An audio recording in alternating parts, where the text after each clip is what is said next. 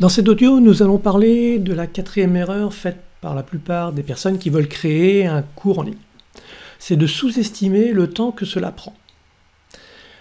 Bonjour, ici Christian, j'espère que vous allez bien. Dans cet audio, nous allons parler du temps que cela peut prendre et quels sont les freins que vous allez rencontrer pour la création d'un produit en ligne. Alors si vous n'avez pas encore écouté l'audio numéro 1, je vous incite à aller écouter cet audio puisque ça aura plus de sens pour vous.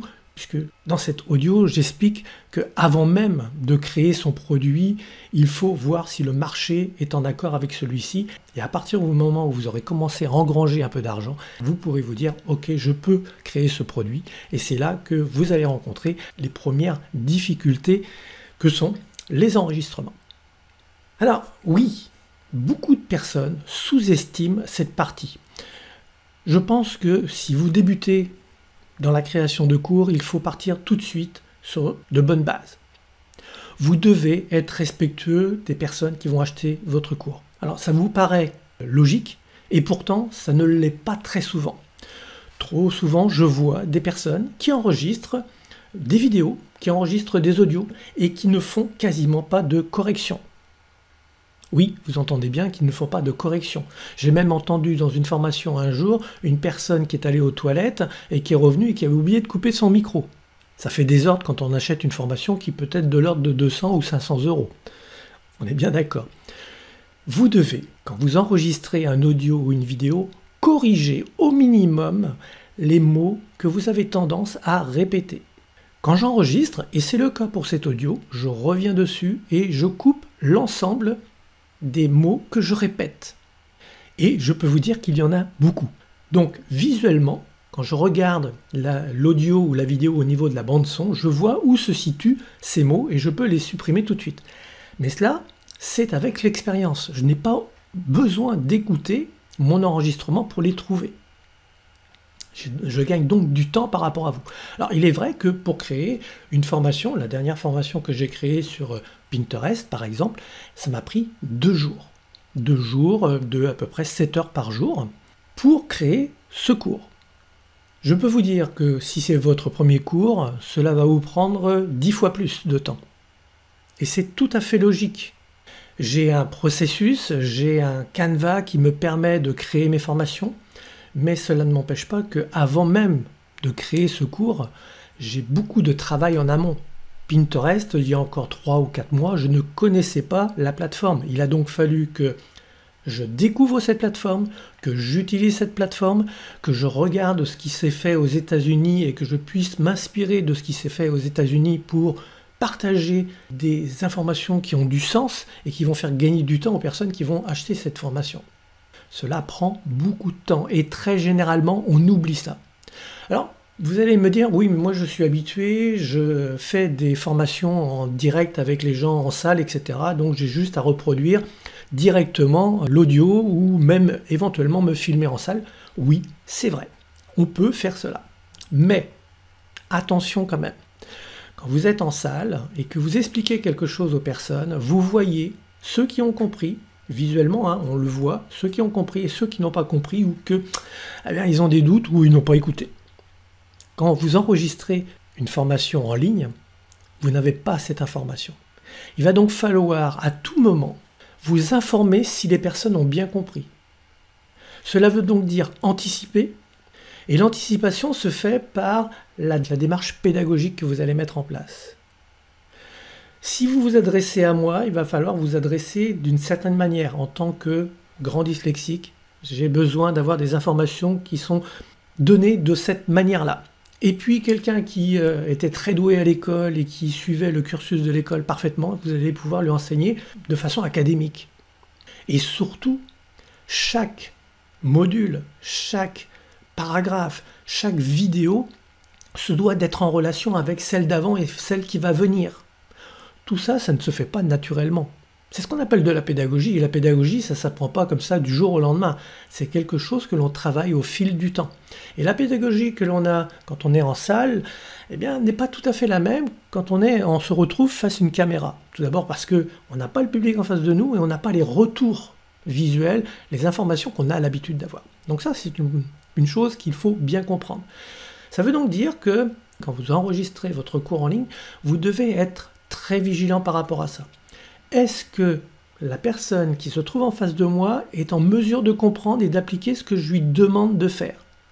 Je vais prendre l'exemple très simple. C'est l'exemple des personnes qui parlent franglais. C'est-à-dire qu'ils utilisent autant de mots français que de mots anglais. Eh bien, il n'y a rien de pire pour perdre les gens dans une formation. Utilisez des mots que les personnes sont en mesure de comprendre. Et si dans votre activité, il y a beaucoup de termes qui sont anglophones, francisez-les pour qu'ils comprennent en leur disant, voilà, ce mot en anglais veut dire ceci. Vous le répétez plusieurs fois et à un moment donné, vous allez commencer à utiliser le terme anglais puisque c'est celui qu'il faut utiliser. Donc vous comprenez que créer un cours en ligne, c'est pas aussi simple que ça. Il faut l'enregistrer avec vos mots, voir si ils sont compréhensibles, si les gens sont en mesure de comprendre ce que vous allez leur dire. Il va falloir aussi corriger, enlever tout ce qui ne doit pas s'y trouver, c'est-à-dire toutes les répétitions qui peuvent devenir lassantes. Laisser des temps de respiration, c'est toujours important. Quand vous coupez vos vidéos, laissez des temps de respiration, c'est important. Et à partir de ce moment-là, vous allez vous apercevoir que vous allez créer quelque chose de meilleur.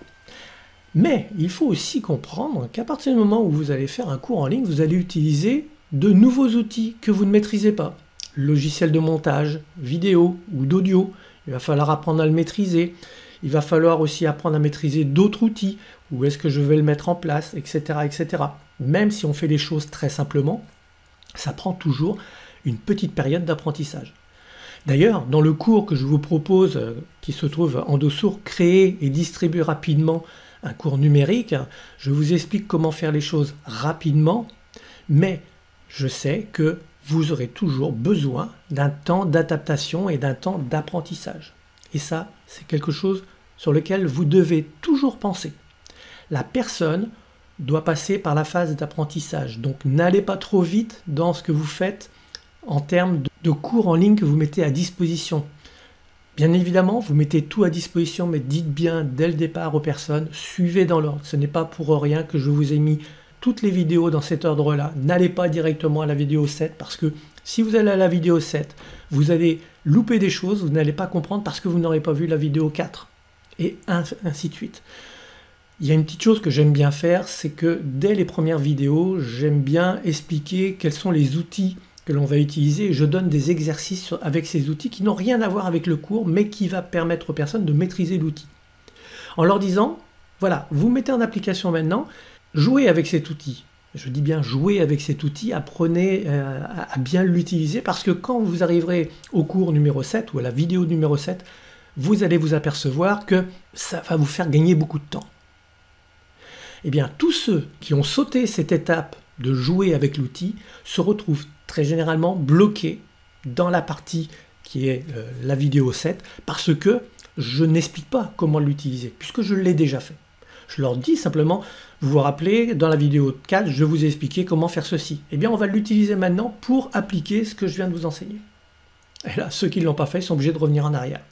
Ce sont des petites choses que j'aime bien mettre en place pour faire comprendre aux personnes qu'ils ont tout intérêt à suivre dans l'ordre, puisque vous avez mis en place un cours avec un ordre prédéfini et il est important de dire aux personnes, faites-le dans l'ordre.